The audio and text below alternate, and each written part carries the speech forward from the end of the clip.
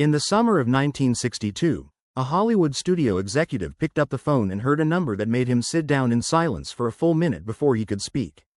$1 million. For one woman. For one film. He had paid Clark Gable less. He had paid Cary Grant less. He had paid every man who had ever carried a picture less, and none of them had ever thought to ask for more. Elizabeth Taylor had not only asked, she had waited, quietly and patiently, until the studio had no choice but to say yes. What happened in the months before that phone call, the strategy, the silence, the calculated pressure, is a story Hollywood spent decades trying to bury. Because it did not just change what one actress earned. It changed what every woman in America believed she was allowed to want. If this is your first time watching this channel, you are in the right place. We tell the stories Hollywood preferred to leave in the archives. Subscribe now so you do not miss what comes next, because this particular story, as you are about to discover, is only getting started. To understand what Elizabeth Taylor did in 1962, you have to understand what 20th Century Fox had done to itself in the years before she arrived on their lot. The studio had been one of the most profitable operations in American entertainment for nearly 3 decades, a machine that turned stories into money with a reliability that made its shareholders very comfortable and its contract players considerably less so. But by 1960, the machine was showing serious strain. Television had eaten into the audience that movie theaters had once owned. The old studio system, in which performers were bound by long-term contracts that gave studios absolute control over their careers, was fracturing under the weight of its own contradictions.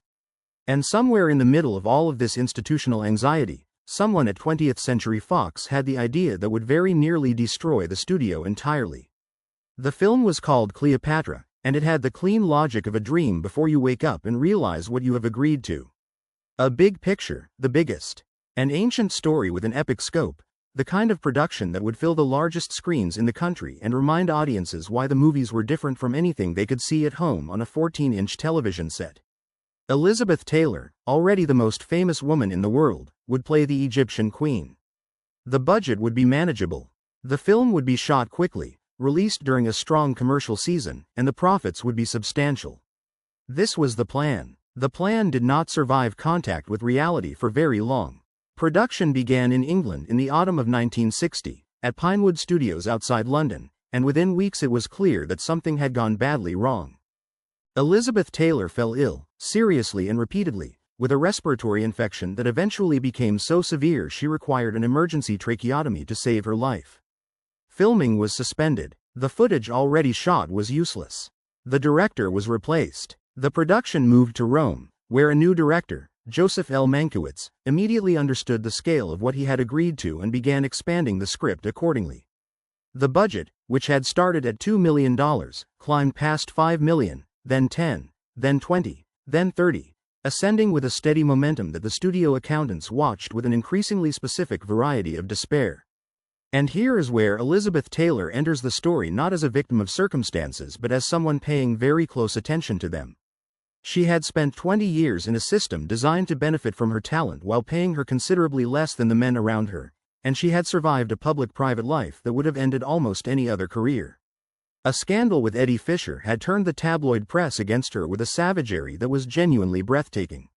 She had survived it because she was irreplaceable, and she knew it, and the studios knew it, and none of them had ever made peace with what that knowledge implied. The moment Cleopatra tipped the balance of power in her direction, she became very still, very patient, and very expensive. When the Cleopatra negotiations began, the studio came to her because they had to. Not because she was the first choice but because by 1960 she was the only actress whose name above the title of a picture guaranteed the kind of international audience the production required. The initial offer reflected what the industry believed a female star was worth, which was considerably less than what it believed a male star of equivalent commercial power was worth. Elizabeth Taylor, through her representatives, declined. She did not decline with a counteroffer. She did not decline with a detailed explanation. She simply declined, and then she waited. What followed was a negotiation conducted almost entirely in silence on her side. The studio came back with a higher number. Her representatives communicated that it remained insufficient. The studio came back again. Again, insufficient. This continued for weeks, and during those weeks the studio position was deteriorating in ways that had nothing to do with Elizabeth Taylor and everything to do with the production commitments they had already made, the sets already under construction, the crew already contracted, the release dates already announced.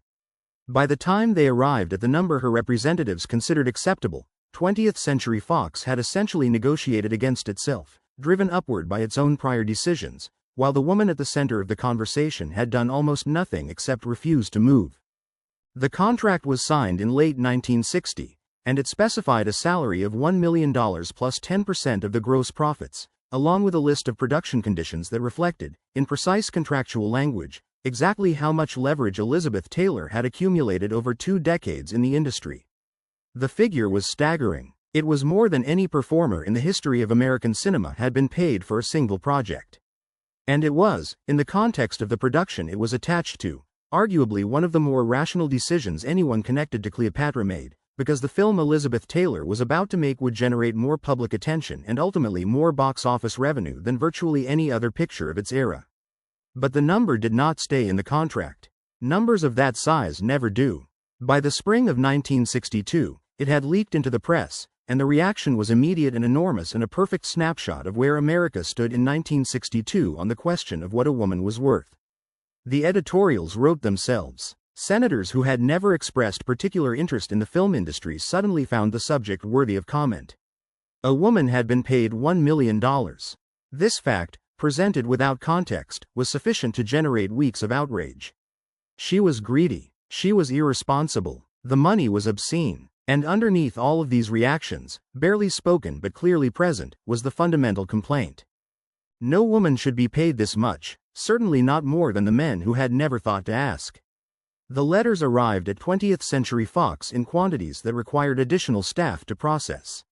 Radio programs discussed it, ministers mentioned it in sermons. And all of this happened before a single frame of Cleopatra had been seen by a paying audience, which meant that the public was constructing its judgment of Elizabeth Taylor entirely in the abstract, entirely divorced from any assessment of whether the work she was doing was worth what she was being paid for it. Elizabeth Taylor, during all of this, did not speak. This was not the retreat of a woman overwhelmed by criticism. It was a deliberate choice made by someone who understood that any response she gave would be used against her. If she explained herself, she would be called defensive. If she expressed regret, she would be confirming that there was something to regret. If she expressed defiance, she would be confirming every accusation of arrogance. The silence was the only available position that could not be turned into ammunition, and so she maintained it, day after day, while Rome baked in the summer heat and the cameras rolled at Cinecittà and the set became, for reasons that had less to do with the film than with a relationship developing between the leading actress and her leading man, the most intensely scrutinized location on the planet. Richard Burton had arrived on the set in early 1962, cast as Mark Antony, and the relationship that developed between him and Elizabeth Taylor almost immediately became a story that displaced the salary controversy in the public imagination. The combination of the salary scandal and the Burton affair meant that Elizabeth Taylor spent the entirety of 1962 at the center of a media storm that would have been, for almost any other person in any other profession, completely unsurvivable. She survived it, in part because she had learned, over 20 years of being famous, that survival was mostly a matter of continuing to exist while other people exhausted themselves talking about you. There is a perspective on the $1 million contract that almost no one in 1962 was positioned to offer, because it required calculations the studio system had spent decades making very difficult to perform. What was Elizabeth Taylor actually worth to 20th Century Fox? Not morally worth, not what a fair society would have determined she deserved, but commercially worth, in the cold arithmetic of production costs and box office returns and the survival of an institution that was, by 1962, in genuine financial danger. The answer, when you examine the numbers that emerged from Cleopatra release in the summer of 1963, is that she was worth considerably more than they paid her. The film grossed over $57 million in its initial domestic release, making it the highest-grossing picture of 1963. International theatrical runs continued for years. The production had cost somewhere between $37 and $44 million total, which means that the film, despite its reputation as a financial catastrophe, eventually became profitable. It became profitable because of Elizabeth Taylor. Her presence, The sheer gravitational force of public fascination that the salary controversy and the Burton affair had together amplified, had turned a troubled production into one of the most talked about films in the history of the medium. The male stars who had been paid less had not generated anything remotely comparable. And here, past the midpoint of this story, is the thing that the coverage of 1962 almost entirely missed.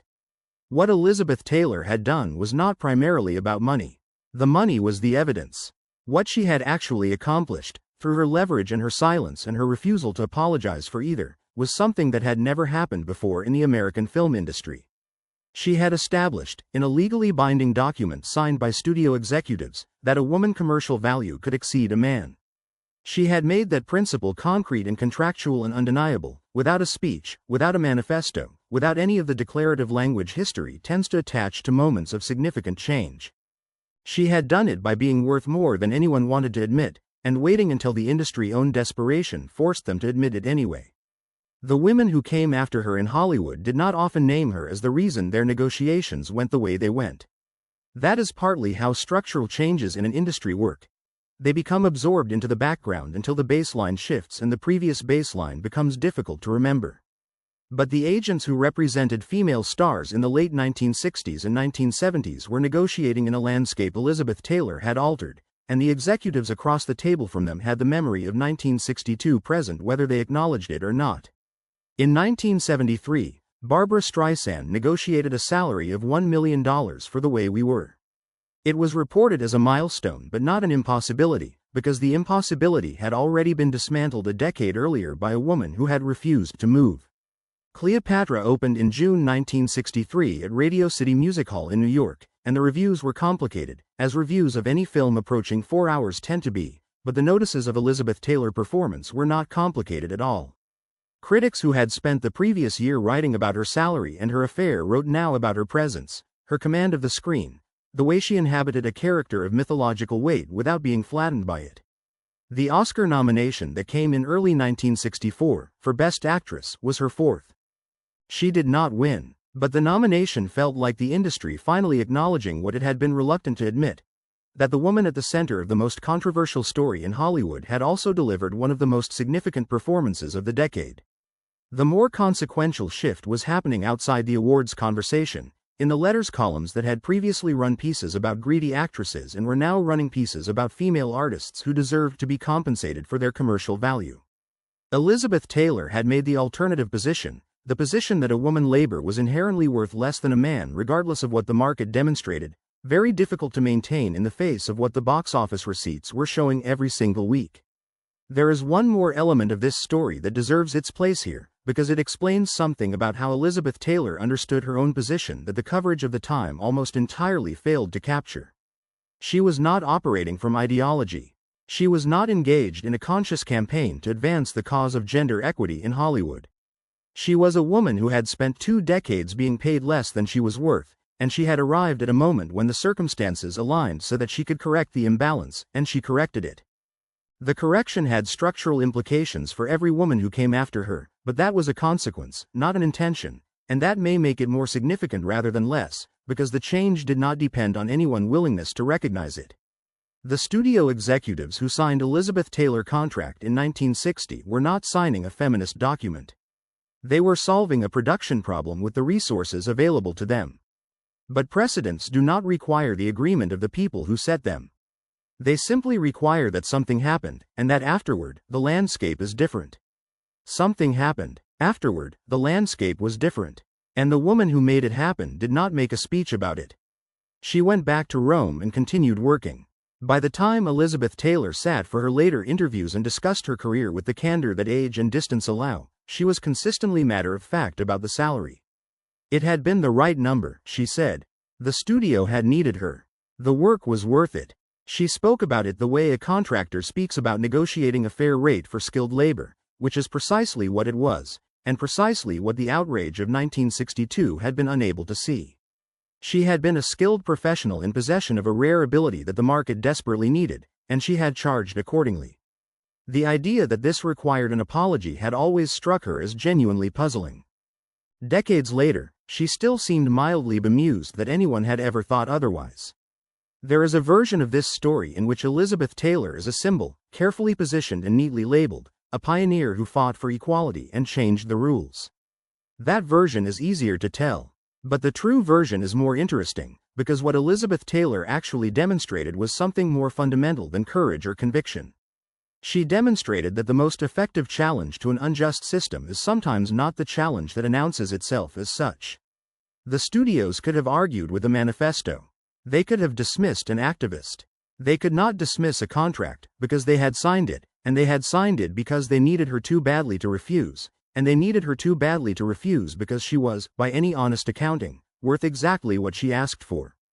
The lesson of Elizabeth Taylor $1 million is not simply that women should ask for more, though that is not a bad lesson.